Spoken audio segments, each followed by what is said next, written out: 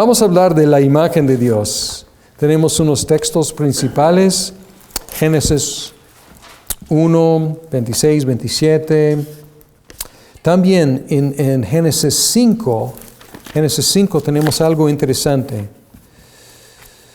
Porque tenemos la creación del hombre, Génesis 1, 26, 27, hagamos al hombre según nuestra semejanza, imagen y semejanza. Entonces está usando imagen y semejanza intercambiablemente. Son sinónimos, no son dos diferentes términos indicando dos diferentes conceptos. Y luego 5, 1 al 3 dice, esta es la lista de los descendientes de Adán. Cuando Dios creó al ser humano, lo hizo a semejanza de Dios mismo. Los creó hombre y mujer y los bendijo. El día que fueron creados los llamó seres humanos. Cuando Adán llegó a la edad de 130 años, tuvo un hijo a su imagen y semejanza y lo llamó Set. Interesante. Entonces, Dios hizo a Adán a su imagen y semejanza, y luego Adán tuvo un hijo que a su, es decir, a la imagen y semejanza de Adán. Interesante, la misma expresión. Entonces, Adán es imagen y semejanza de Dios. Set es imagen y semejanza de Adán, que es imagen y semejanza de Dios. Entonces, ¿qué podemos concluir? Que Set es también imagen y semejanza de Dios. Es decir, por la procreación normal, se reproduce según la especie. ¿Y qué es la especie? Imagen y semejanza de Dios. Fascinante, ¿no? Pensar en la procreación como la transmisión de la semejanza, imagen de Dios mismo. Santiago 3:9. Santiago 3:9 habla de nuestra lengua y somos capaces de usar nuestra lengua para alabar a Dios, bendecir a Dios y luego maldecir a las personas.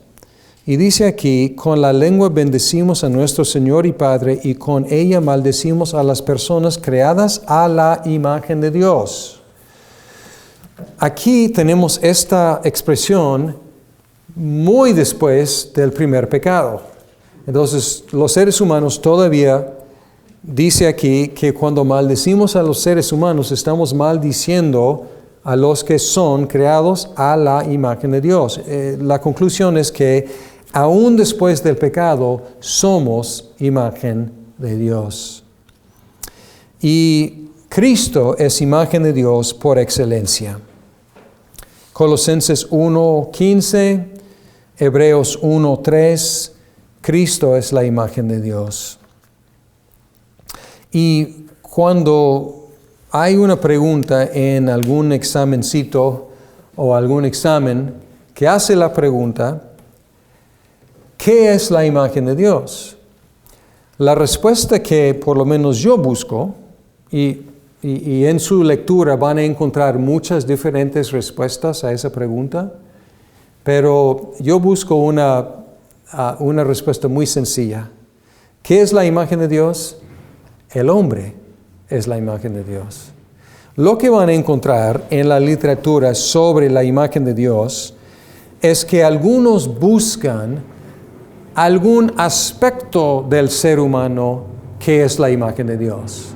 Por ejemplo, la sabiduría o el habla o la capacidad de relacionarnos con Dios o el dominio sobre los animales.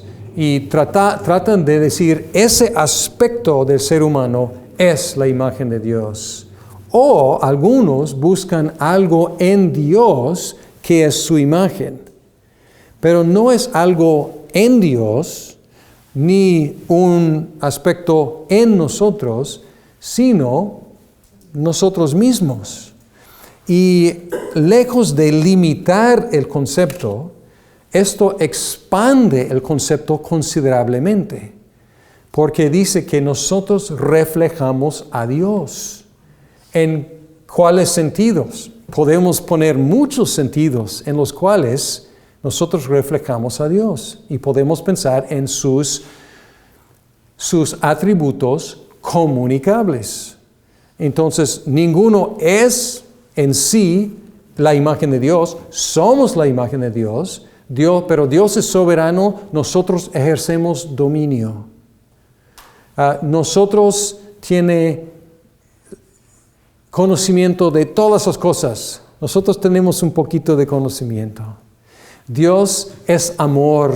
Nosotros somos capaces de amar. Dios es comunicable. Él se revela. Nosotros también podemos hablar. Entonces, muchos aspectos son implicaciones de ser su imagen. Entonces, después del pecado, ¿qué pasó con la imagen de Dios? Pues, ¿qué somos después del pecado? Somos imagen de Dios, porque no es cosa que se puede, porque es quienes somos. Y una implicación, y van a encontrar esto en algunos teólogos, una implicación de buscar un aspecto del ser humano que es la imagen de Dios. Algunos tienen la idea de que el pecado borró ese aspecto, entonces el hombre ya no tiene la imagen de Dios después del pecado. Pero si somos la imagen de Dios, entonces después del pecado, ¿qué somos? Imagen de Dios, pero como espejos estrellados. Reflejamos, pero no reflejamos como debemos reflejar. Cuando mi hija estaba aprendiendo a manejar, le presté el carro y estuve dando un curso sobre antropología y la imagen de Dios, y creo que fue la semana después. Ojalá que hubiera sido la semana antes, porque me había provisto de una ilustración palpable y visible. Ella dijo: papá, estuve manejando y ese poste, como no lo vi muy bien, y cuando pasé muy de cerca, pegó el retrovisor y se fracturó y se cayó, y lo recogí, y como tenía goma detrás, todavía estaba en su marco, pero todo estrellado. Y no lo guardé, pero si hubiera guardado, lo habría usado en mis cursos para decir: ¿es un espejo todavía? Sí, es un espejo. ¿Refleja? Sí, refleja. ¿Refleja cómo fue diseñado reflejar? No. Y así somos nosotros. Imagen de Dios, pero imagen fracturada. Vamos a hablar de lo que hicimos, o lo que el ser humano hacía en el estado de inocencia. No he podido, ya he hablado del pecado y ni hemos tocado formalmente la cuestión del pecado, pero vamos a hablar del hombre en el estado de inocencia y luego concluir hablando del pecado. Actividades del hombre como imagen de Dios en la creación. Ya hemos mencionado algunos, pero voy a poner aquí juntos. Reproducir y llenar la tierra, 1:28. Y aquí procrear es como un reflejo de crear. Procrear es como un reflejo, no es lo mismo que crear, porque procrear es un uso de materia que se crece en una forma distinta, pero creación es de la nada, procreación no es de la nada, pero refleja. Disfrutar placer corporal, por ejemplo, comer, tener relaciones sexuales, descansar así como Dios descansó en el séptimo día, trabajar y cultivar la tierra, Génesis 2:5, 8, 15, casarse, 2:18, 2:25, Entonces, en la creación había instituciones. Institución de trabajo, institución de descanso, institución de matrimonio, institución de familia. Entonces, instituciones creacionales. Es interesante, hasta la fecha tenemos estas mismas instituciones. Y estas instituciones son en todas las sociedades humanas, hasta la fecha. Y son bendiciones para todas las sociedades, porque nos llegan a todos los seres humanos por creación. Y luego también tenemos en la creación, en el huerto, tenemos esta prueba que hemos mencionado. Los hombres, los humanos eran justos, pero no inmutables. O podríamos decir justos, pero mutables. ¿Qué es mutable? Cambiante. Cambiables. Vivían, pero no habían sido confirmados en la vida eterna. Y el árbol del conocimiento del bien y del mal fue una prueba arbitraria, podemos decir. Arbitraria. ¿En qué sentido? Lo único que distinguía ese árbol del conocimiento del bien y del mal de los otros árboles era la palabra de Dios. No era árbol mágico, no era árbol venenoso, era un árbol que la misma Eva vio que era agradable, era bueno para comer, como todos los demás árboles. Entonces, el árbol en sí no era especial. Lo único que distinguió ese árbol de otros árboles era la palabra de Dios. Y así vemos la naturaleza de la prueba. La naturaleza de la prueba fue si ellos iban a obedecer simplemente porque Dios lo dijo. Simplemente porque Dios lo dijo. Porque no era cuestión de, pues no hay que comer de ese árbol porque es venenoso y les va a dañar. No, simplemente Dios dijo que no.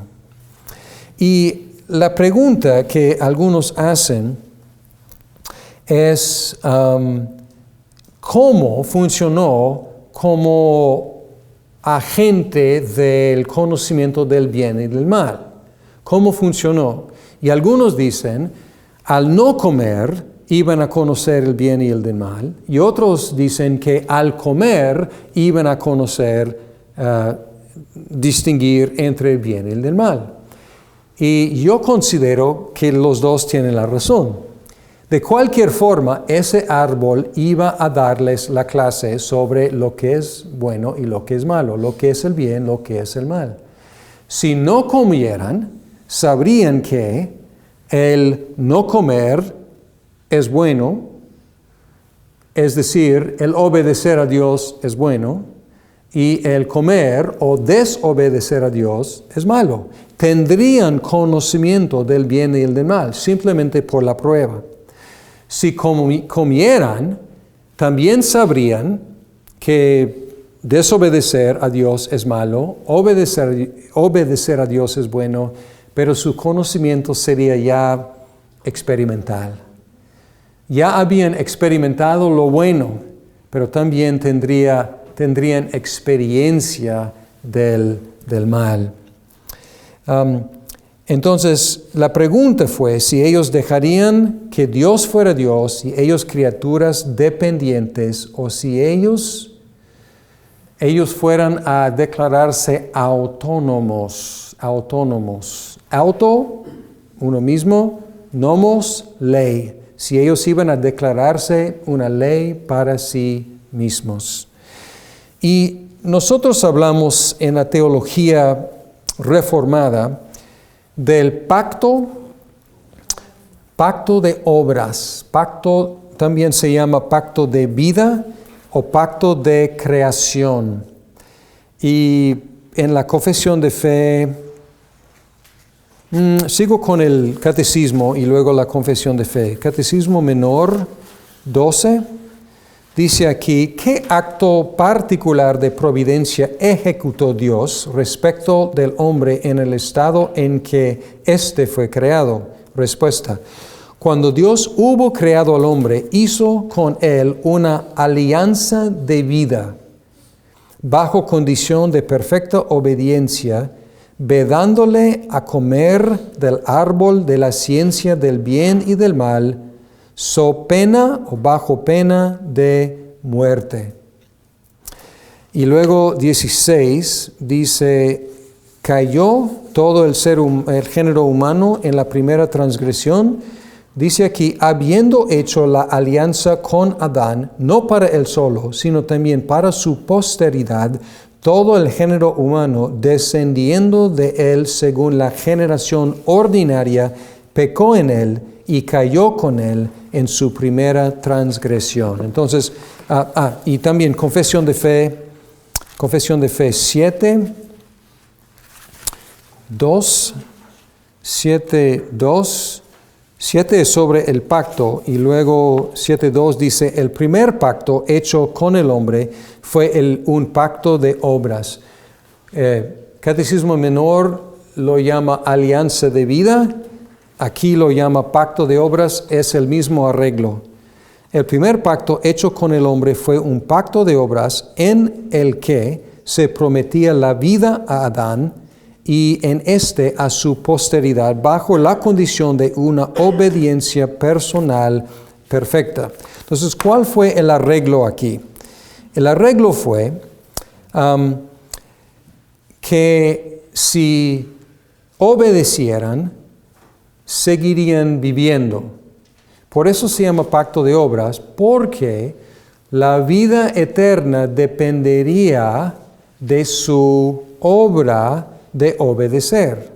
Y si desobedecieran, morirían. Y su muerte sería resultado de su obra de desobedecer. La Biblia nunca menciona explícitamente el pacto de obras, y algunos teólogos ponen objeción de llamar este arreglo pacto de obras o alianza de vida. Pero tenemos los elementos de un pacto. 2 partes, condiciones, promesas y sanciones.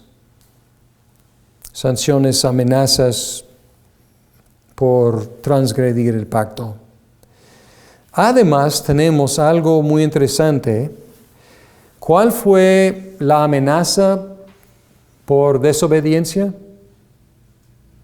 En el día en que comas, morirás. La muerte. Entonces, Adán y Eva desobedecieron. Y luego tuvieron hijos. ¿Y qué pasó eventualmente con sus hijos? Uno murieron. Y luego sus hijos, ¿qué pasó con ellos? Murieron. ¿Y luego sus hijos?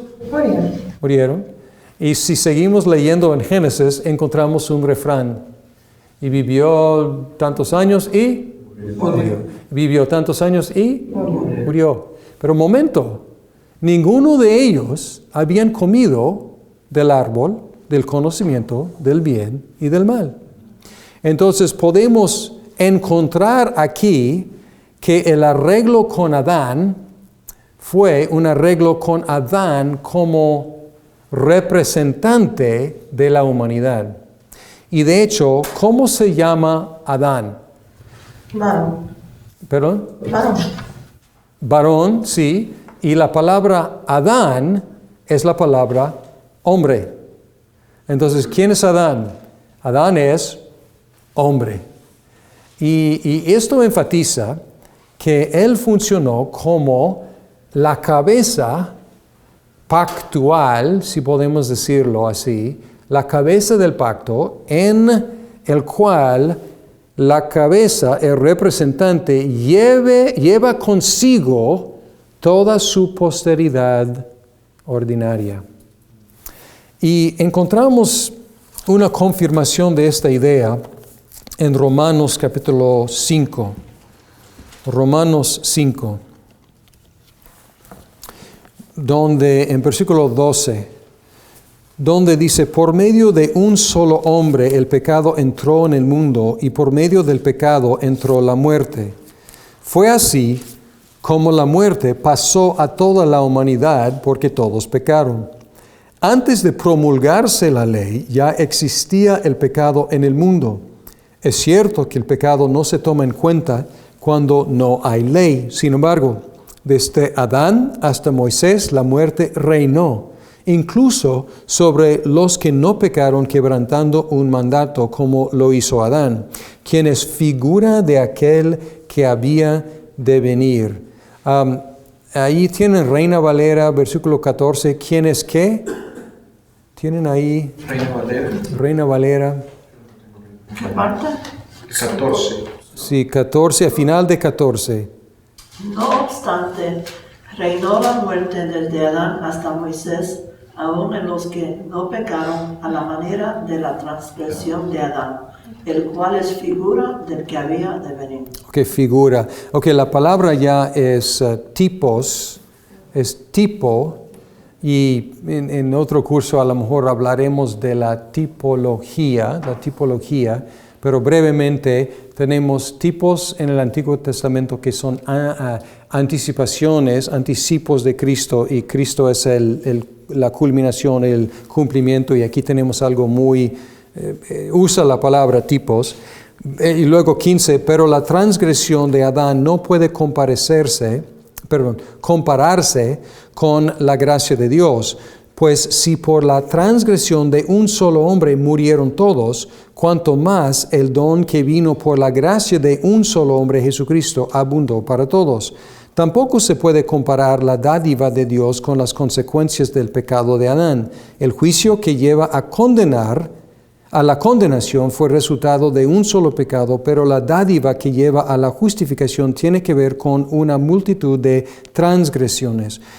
Pues si por la transgresión de un solo hombre reinó la muerte, con mayor razón los que reciben en abundancia la gracia y el don de la justicia reinarán en vida por medio de un solo hombre, Jesucristo. Luego 18. Por tanto, así como una sola transgresión causó la condenación de todos, también un solo acto de justicia produjo la justificación que da vida a todos. Porque así como por la desobediencia de uno solo, muchos fueron constituidos pecadores, también por la obediencia de uno solo, muchos serán constituidos justos. Ahora, estamos adelantándolos mucho, ya estamos en la cristología, pero la idea aquí es ver lo que dice acerca de Adán. Dice que en cuanto a Adán, que él pecó, y todos nosotros fuimos condenados por su pecado. Luego dice que también nosotros pecamos. Pero podemos ver aquí que este arreglo es un arreglo de pacto, un arreglo de alianza, que Dios prometió a Adán y a su posteridad las consecuencias de sus obras. Entonces este es el pacto de obras. La promesa explícita, comer y morir; la promesa implícita, no comer y ser confirmado de la vida en la vida eterna. Esta es la situación antes del pecado, este es el arreglo. Ustedes saben lo que pasó. Él pecó, él desobedeció. Y esto nos lleva a la cuestión de qué es el pecado. Y es el último tema que vamos a tocar en la antropología. La cuestión de cómo pudo entrar pecado en el mundo creado por Dios es una que no podemos contestar. No sabemos. ¿Cómo entró el pecado en el mundo? No se sabe. Y lo único que podemos hacer es entender lo que es el pecado. Y hay muchas definiciones, y a lo mejor van a encontrar en su lectura diferentes definiciones del pecado. Pero el primer pecado nos ayuda a entender lo que es. Pecar es desobedecer la ley de Dios. desobedecer la ley de Dios. Y hay dos formas de desobedecer la ley de Dios. Cuando Dios da un mandato positivo, amarás a tu prójimo como te amas a ti mismo. Desobedecer ese mandato sería ¿qué? No amar a nuestro prójimo. Entonces Dios dijo algo positivo, amarás. Y si no amamos, pecamos porque desobedecemos su ley. Pero nuestro pecado fue no hacer nada. Omitimos hacer algo. Entonces sería una transgresión un pecado de omisión. Pero si Dios prohíbe algo, si Él dice, no matarás, y nosotros matamos, nosotros cometimos un pecado. Sería un pecado de comisión cuando Él prohíbe y nosotros sí lo hacemos. Y podemos encontrar en Catecismo Menor esta definición del pecado. Y dice aquí, ¿qué es el pecado?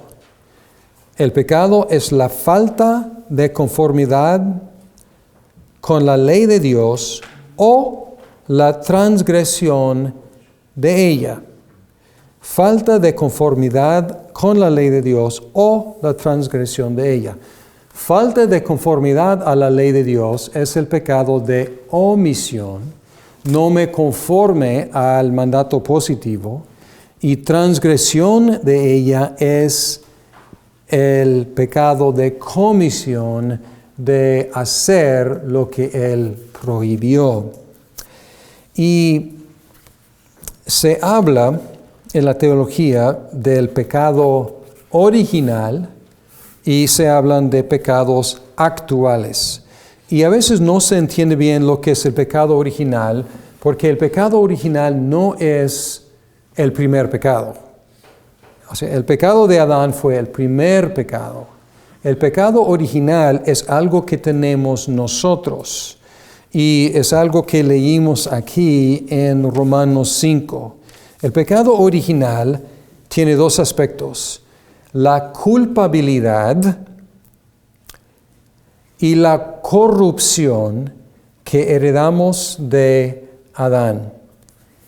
Somos culpables porque Adán pecó. Y también somos corruptos porque Adán se corrompió. Es el pecado original. Culpables por el pecado de Adán, corruptos por la corrupción que heredamos de Adán. El pecado original. El pecado actual es el pecado que cometimos frecuentemente. Los pecados que cometimos. Pero si hacemos la pregunta, y a veces en mi clase con los niños o de adultos de catecismo, hago esta pregunta después de estudiar el pecado. ¿Somos pecadores porque pecamos o pecamos porque somos pecadores? Entonces, ¿somos pecadores porque pecamos o pecamos porque somos pecadores? Pecamos porque somos pecadores. Pecamos porque somos pecadores, exacto. Somos pecadores porque Adán pecó. ¿Y luego qué hacemos? Pecamos. Es el pecado original y es el pecado actual. ¿Y cuál es la reacción natural del ser humano a esto? Culpar. Pues sí, culpar a Adán. Adán culpó a Eva y Eva culpó a la serpiente. Pero nuestra reacción natural es decir, esto no es justo. ¿Cómo es posible que yo sea culpable por algo que otro hizo? ¿Cómo es posible que yo esté corrompido por un error que cometió mi antepasado? Y hay dos respuestas, y concluimos con estas, anticipando el próximo tema que vamos a ver, si Dios permite, en 8 días. Dos respuestas. Una respuesta es, en todas las sociedades humanas, las acciones de unos miembros afectan a los demás. Esto es algo normal. Y nosotros hemos recibido cosas buenas y malas de nuestros antepasados, y hay representantes, muchos, que actúan y sus acciones nos afectan. Entonces, esta es parte de ser de la raza humana, no debemos sorprendernos mucho. Pero la otra respuesta es aún más fuerte. Y debemos notar, y lo que vimos aquí en Romanos 5, debemos notar que el mismo mecanismo que sirvió para nuestra condenación es el mecanismo que sirve para nuestra justificación. Porque como vimos, y no vamos a entrar aquí a detalle, porque ya estamos transicionando de antropología a ¿qué? Cristología. Cristología, exacto. Entonces, ya terminamos con el pecado, pero con un vistazo hacia lo que viene, porque no quiero dejarnos en la condenación, pero el mismo mecanismo que nos condenó también nos salva, por medio de un hombre representativo que está bajo prueba, y nosotros recibimos según sus obras. Adán pecó, somos condenados en él. Cristo fue justo, y en él, por medio de la fe, podemos ser justificados. Pero más sobre esto cuando lleguemos a la cristología.